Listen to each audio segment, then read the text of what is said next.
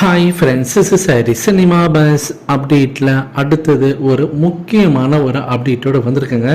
போன வீடியோவுடைய ஒரு கண்டினியூஷன் கூட சொல்லலாம். இந்த வீடியோ போன வீடியோவில் நம்ம சொல்லியிருந்தோம், அந்த லேட்டஸ்ட்டாக ரிலீஸ் ஆகிருந்த அந்த ஒரு வீடியோ, இந்த படத்தோடைய கிளிப்ஸிங் வீடியோவில் வந்து சில காட்சிகள்லாம் பார்க்கும்போது இது எல்சியூவில் வருமா அப்படின்ற ஒரு கேள்விக்குறி நம்ம வந்து ஒரு ஆதாரங்களோடு நம்ம வந்து பேசினோம்.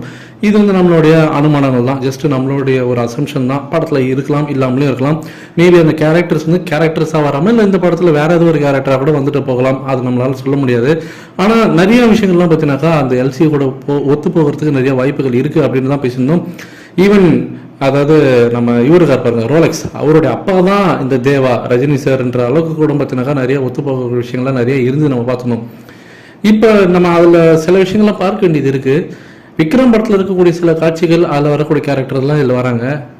அதே போல் கைதி படத்தில் இருக்கக்கூடிய சில கேரக்டர், அதில் இருக்கக்கூடிய காட்சிகள் அதே மாதிரியான ஒரு தோணியில் இந்த படத்தில் வர்றதையும் நம்மளால் பார்க்க முடியுது. அந்த கிளிப்பிங்ஸ் வீடியோ வச்சு நம்ம பார்க்குறோம்.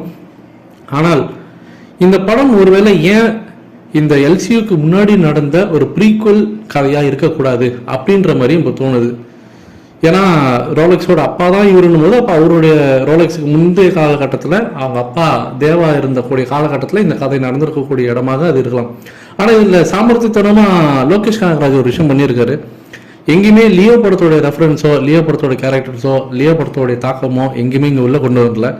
ஏன்னா எப்போதுமே ஒரு பெரிய இயக்குனர் தான் வெற்றி பெற்ற ஒரு படத்தோடைய தாக்கத்தை தான் அடுத்த படத்தில் ரெஃபரன்ஸாக யூஸ் பண்ணுவாங்க. அப்படி பார்க்கும்போது விக்ரம் அவர் யூஸ் பண்ணிருக்காரு, கைதி அவர் யூஸ் பண்ணியிருக்காரு. அதில் வந்து நம்ம எந்த விதமான மாற்று கருத்து இல்லை. அவர் லியோவை யூஸ் பண்ணாமல் போனது கண்டிப்பாக ஒரு தோல்வி படம், ஒரு சர்ச்சைக்குள்ளான ஒரு படம், பெருசாக வெற்றி பெறாத ஒரு படத்தை நம்ம ஏன் தேவையில்லாமல் சுமக்கணும் அப்படின்றத கூட நினச்சிக்கலாம். அது கிளவராக வந்து லியோவை கைட்டி விட்டுட்டாருன்னு கூட சொல்லலாம்.